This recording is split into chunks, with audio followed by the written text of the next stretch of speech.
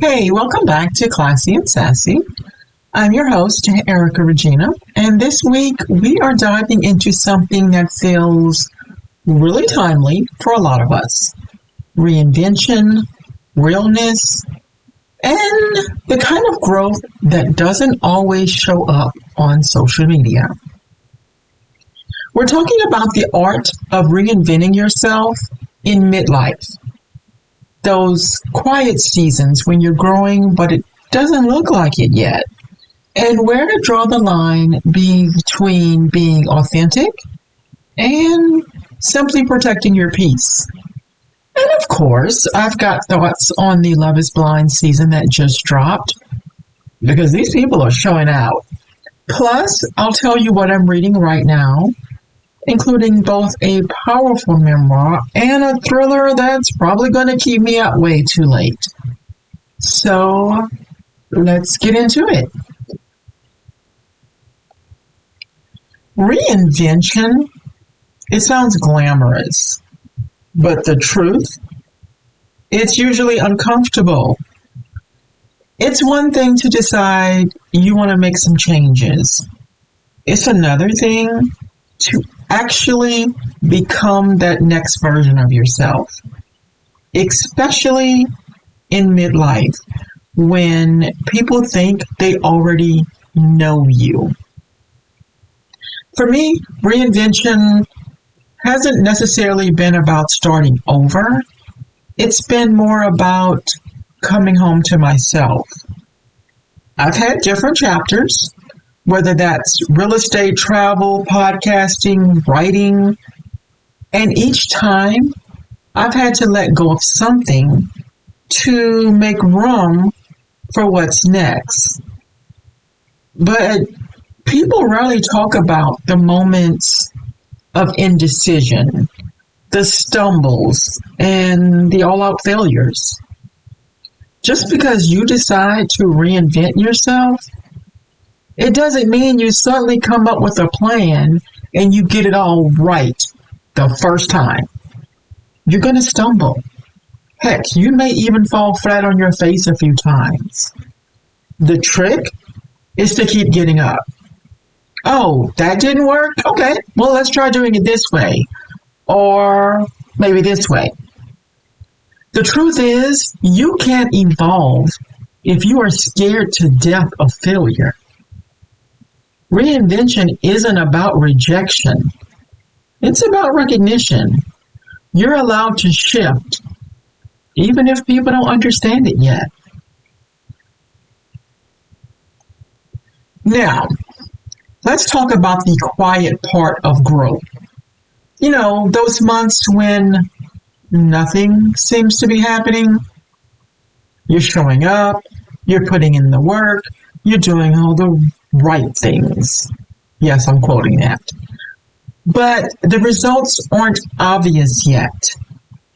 And in our world, where everyone is posting milestones and wins, it's real easy to feel like you're behind. But the truth, those invisible months are the foundation. That's when your habits, your mindset, and your energy, they start catching up to your intentions. Now, don't get me wrong, I've had seasons where I thought nothing was working. But I also have days where the efforts, they seem to finally be paying off. The trick I have learned is to start trying to enjoy the process. It's real easy to say you want to achieve X, Y, or Z, and then just grind forward in a stress-inducing manner. But then what? Okay, you achieved it. You have to learn how to enjoy the whole process, not just the final result. Enjoy those little moments as you try to figure out what works and what doesn't. So if you're in a quiet season, don't rush it. Keep up with your progress. Track your habits. And remember, just because no one sees it doesn't mean it's not happening. Growth doesn't always post well, but it's still growth. And it still matters. Now, we live in a world that says to be real, but then they judge you when you actually are. Authentic has become something of a buzzword, but being truly authentic has boundaries. You don't know anyone, your process, your pain, or your private life unless you want to share it. I've learned to share what's useful, not always what's raw. I'm going to be honest, but I'm not going to overshare with you. I can be transparent without being exposed in a way that may not feel comfortable for me at that time. There's this weird double standard online. Be real, but be polished. Be confident, but not too confident. Be inspiring, but don't intimidate people. Be successful, but not more successful than someone else. At some point, you just have to decide your peace matters more than their perception. The goal isn't to be transparent, it's to be intentional. All right, let's shift gears into something a lot lighter. Love is Blind is back. The first 6 episodes dropped already. If you're not familiar with how it drops on Netflix, they usually drop several episodes and then you have to wait. The next couple of episodes or so are due to drop tomorrow on Wednesday. And listen, out of those 6 episodes, it took about 10 minutes for the chaos to start. These people barely know each other, and they're already talking about forever and love and red flags. But here's what fascinates me. This show is supposed to be about finding real love. But often, it turns into more of a performance. It's like some of these people are chasing a story more than a connection. And that actually ties right back into what we've been talking about. Authentic versus image. Are you being real, or are you just performing what looks real for other people's approval? So far, we end up with 6 couples who got engaged, sight unseen, and yet only 5 couples made it to Mexico. Why? Oh, because, one of them decided to dump her fiancé based on her lack of physical attraction to him. Like, did you not know how this show worked when you came? I'm confused. And then she didn't all the way be completely honest with him. If you watch it, she's, I guess, trying to save face, so it seems like she alludes to that she just doesn't want to go on the trip. So he's left thinking they're going to continue to date when they get home. Meanwhile, she's telling the producers that she doesn't see the physical attraction and she doesn't see it happening. She doesn't see it growing. So you made this man think there was still a chance, knowing full well you don't intend to proceed with this at all. Anyway, a lot of the men this season are throwing out some serious red flags already. One of them claimed his match was bigger than he usually dates. Yet he slept with her anyway on the first night, so what gives?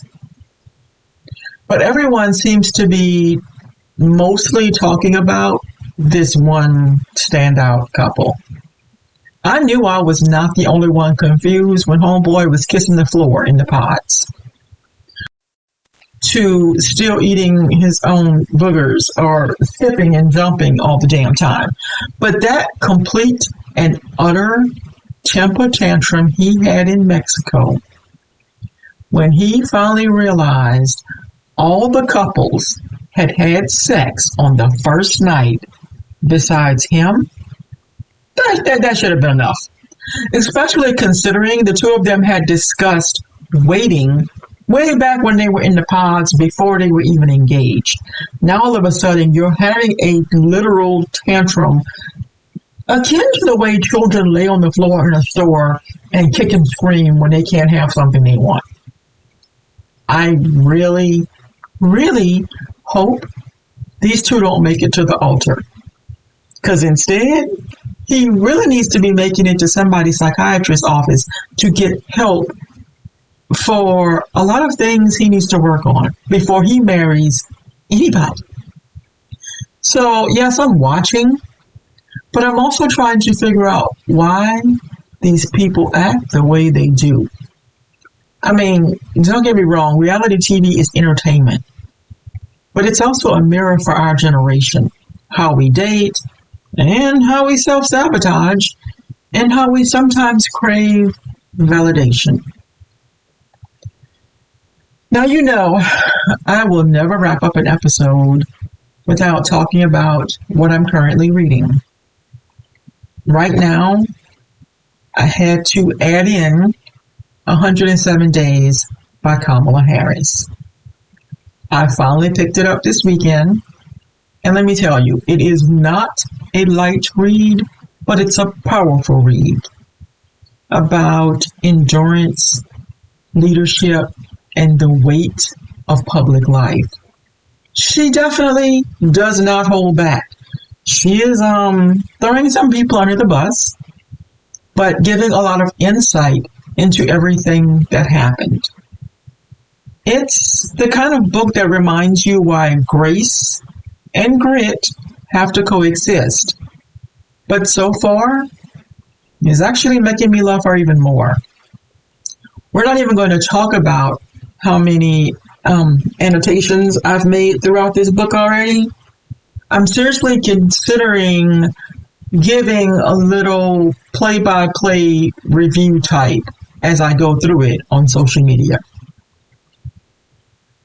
Then, of course, I downloaded The Intruder by Frieda McFadden today. It's her latest release.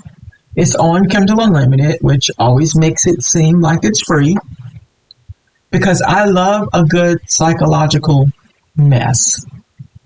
And her books are those kind that always give you that just one more chapter energy at 2 a.m.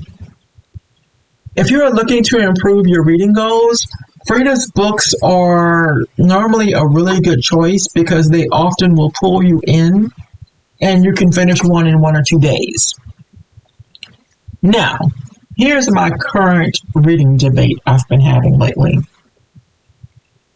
A while back, I purchased an iPad, and I just started using it instead of my actual Kindle. I just used the Kindle app on my iPad. I could carry my iPad and have access to all of my books and so much more. Now, while my iPad is great for giving me the option to multitask, my Kindle's just more peaceful. There's no notification pop-ups. There's no distractions. There's just reading. And we're not even going to discuss how much better the battery life on my Kindle works versus my iPad. And my Kindle helps me separate scroll time from quiet time. Because I can sometimes sit down with my iPad, full intention to read, and instead find myself clicking on one of my social media apps instead, and down the rabbit hole I go. So I'm really thinking of being Team Kindle this fall, because reading should feel calm and not like another digital task. So here's the takeaway this week. Reinvention, being authentic, and growth all have one thing in common. They don't always look like progress from the outside.